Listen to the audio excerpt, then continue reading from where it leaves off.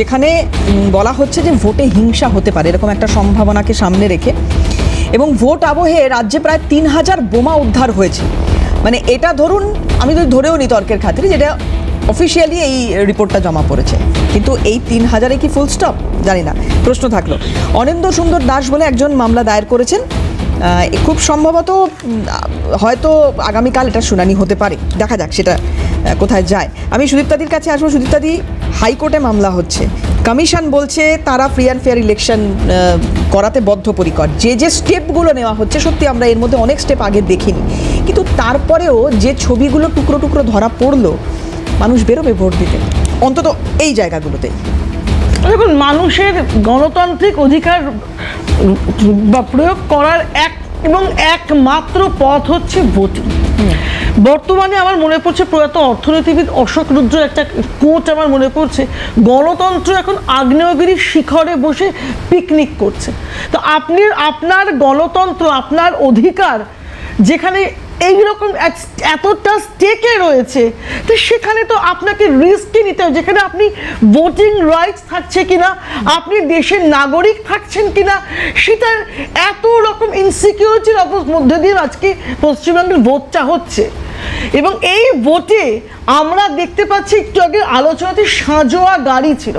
আমার বক্তব্য, ওফেলিয়া দি বললেন যে সাঁজোয়া গাড়ির জন্য একটু প্রাণ মানে নিশ্চিন্ত মনে মানুষ ভোট দিতে পেরেছে, কোনো নিঃসংশয় ভোট হয়েছে এবং ফ্রি অ্যান্ড ফেয়ার ভোট হয়েছে। কিন্তু আমার বক্তব্য, তাহলে আসানসোলের লোককে আমি প্রশ্ন করছি, দেবদীপ চট্টোপাধ্যায় কিভাবে মারা গেলেন? আত্মহত্যা তো করেননি। কিভাবে মারা গেলেন একজন কংগ্রেসের কর্মী? তা একটা সামান্য ঘটনাকে কেন্দ্র করে এটাকে এত সাজোয়া গাড়ি, এত সাজো রবের পরেও এই মৃত্যুকে কেন রোধ করা গেল না? তাহলে কি এটাকে হতে দেওয়া হয়েছে বলে মনে করা হয়? এই আমি শেষ করি না দিদি ভাই, এখনো ইয়েটা আসেনি না দিদি, কেউ হতে দেয় না, মৃত্যু সবসময় দুঃখজনক। এটা তো তুমি না একটু শুনে নি আগে তো, এখনো মানে আমার মানে যতক্ষণ বলা সেটা, তারপরে এর পরের বারে তাতে আমরা ইয়েতে কনফ্রন্টেশনে ঢুকবো। পুরো সিচুয়েশনটা দেখে আমার অ্যাকচুয়ালি মনে হচ্ছে বাঙালির বর্তমান অবস্থা হচ্ছে, নেহেরু পার্টিশনের বিরুদ্ধে যে কথাটা বলেছিল সেটা হচ্ছে ট্রিস্ট উইথ ডেস্টিনি, অর্থাৎ নিয়তির সঙ্গে অভিসার। নিয়তির সঙ্গে অভিসার করে বর্তমানে বাঙালি জীবন জীবিকা টিকিয়ে রাখার অস্তিত্বের লড়াই লড়ছে। যে দুটি রাজনৈতিক দল এই মুহূর্তে কেন্দ্রে এবং রাজ্যে ক্ষমতায় আছে, এরা কেউ কারোর বিরোধী নয়, এরা একে অন্যের পরিপূরক, হাত ধরাধরি করে চলে। মমতা বন্দ্যোপাধ্যায়ের সবচেয়ে বড় গুণ, উনি এই রাজ্যে কংগ্রেসকে ভেঙেছেন, বামফ্রন্টের সরকারকে তুলে দিয়েছেন। সাহায্য করেছিল কংগ্রেস, কিন্তু করেছেন উনি। সেই বেনিফিটটা বিজেপির তথা আরএসএস এর থেকে উনি পাচ্ছেন, পেয়ে চলেছেন। এই জন্যই এত চাকরি চুরি ইত্যাদি বলেও ওর নামে ওকে কোথাও ডেকে পাঠানো হয় না। অভিষেক বন্দ্যোপাধ্যায় মাঝে মাঝে বেড়াতে যান, বেরিয়ে এসে উনি যে প্রেস কনফারেন্সে যে বডি ল্যাঙ্গুয়েজের সঙ্গে করেন, সেটা দেখে বোঝা যায় যে একটা সেটেলমেন্ট হয়েছে। আমি সেটা বুঝলাম সুদীপ্তাদি, আপনি তো রাহুল গান্ধী যা বলেছেন সেটাই বলছেন, ঠিক আছে, সেটা স্বাভাবিক। বুঝলাম। তো আমি বলছি, আমি আজকে যেটা দিয়ে একদম শুরু করেছি অনুষ্ঠানটা, আমি একটু ওখানে আসতে চাইবো।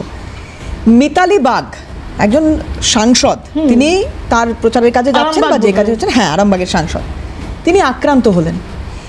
যদি একজন সাংসদ আক্রান্ত হতে পারেন, নির্বাচনের 1.5 দিন আগে যদি একজন সাংসদ আক্রান্ত হতে পারেন, সাধারণ মানুষ যাবেন ভোট দিতে। আমি মানছি এই অজয় পাল শর্মা যিনি ওখানে দাঁড়িয়ে, হয়তো উনি আশ্বাস দেওয়ার চেষ্টা করছেন সাধারণ মানুষকে যে আপনারা বেরোন, ভোট দিতে যান, জাহাঙ্গীর খান কে আছে আমি তাকে দেখে নেব। আমি যদি ওনার বক্তব্যের সারমর্ম এটা ধরি, কিন্তু তারপরেও আমি বলবো যে আপনি আমাদের মতো সাধারণ মানুষ, প্রান্তিক এলাকার মানুষ, তারা কি আগের ভোটের অভিজ্ঞতাগুলো ভুলে, যতই মাথার ওপর কারুর আশ্বাসবাণী থাকুক, যাবেন ভোট দিতে? না, মিতালি বাগ আক্রান্ত হচ্ছেন, সাংসদ আক্রান্ত হচ্ছেন, সে তো দেখুন, এই আক্রান্ত বা লড়াইটা একটু আগে বলুন, সাধারণ আমার কর্মী মারা গেছে, আপনি সেটা নিয়ে আলোচনা কিন্তু করছেন না। মিতালি বাগ নিয়ে আলোচনা কিন্তু তিনি, না কারণ তিনি ডেফিনেটলি ওটা যেহেতু প্রথম দফায় ওটা হয়েছে সেটা নিয়ে বিস্তর কথা হয়েছে, আমি দ্বিতীয় দফার কথা বলছি। কারণ উনি প্রথম যে দফায় আক্রান্ত হচ্ছেন, ভালো কথা, মানে খুব দুঃখের কথা যে এত সিকিউরিটির পরে এত উনি একজন পুলিশ অফিসার তিনি বলছেন, কিন্তু সেখানে তো তারও চরিত্র ইয়ে করা হচ্ছে, বিশ্লেষণ করা হচ্ছে যে তিনি কি করেছেন না করেছে। কিন্তু এখানে তো পুলিশ অফিসার হিসেবে এসেছে, প্রেমিক হিসেবেও আসেনি বা অন্য কোনো কিছু হিসেবে আসেনি। তো পুলিশ অফিসার হিসেবে এসে উনি কি ভূমিকা, উনি তো এই ভূমিকাটাই পালন করবেন যে উনি বলবেন যে আমি ফ্রি অ্যান্ড ফেয়ার ইলেকশন করাতে এসেছি, কারোর একটা নাম, মানে এই যে অবজারভারদের নিয়োগ করা হলো বা এই যে ওয়েবকাস্টিং এর কথা বলা হচ্ছে, ওই যে 100 মিটার গন্ডি কেটে দেওয়া হচ্ছে, যা যা উদ্যোগ আমরা দেখছি, এবং সব থেকে মানে আশ্চর্যজনক ঘটনা, শহর কলকাতার যে বুথমুখী রাস্তাগুলো রয়েছে সেখানে সিসিটিভি লাগানো হচ্ছে। এই যে লাগাতার যে নজরদারির মধ্যে কমিশন রাখতে চাইছে, পার্সেন্টেজ গতবারের পার্সেন্টেজ কি ছাড়িয়ে যাবে নাকি মানুষ ভয় পেয়ে বাড়িতে থাকবে? না, মানুষ তো ভোট দিতে বেরোবে। আমরা কি দেখলাম প্রায় 95% মতো, কিন্তু এই রকম অশান্তির ছবি আমরা ফার্স্ট দফার আগে দেখে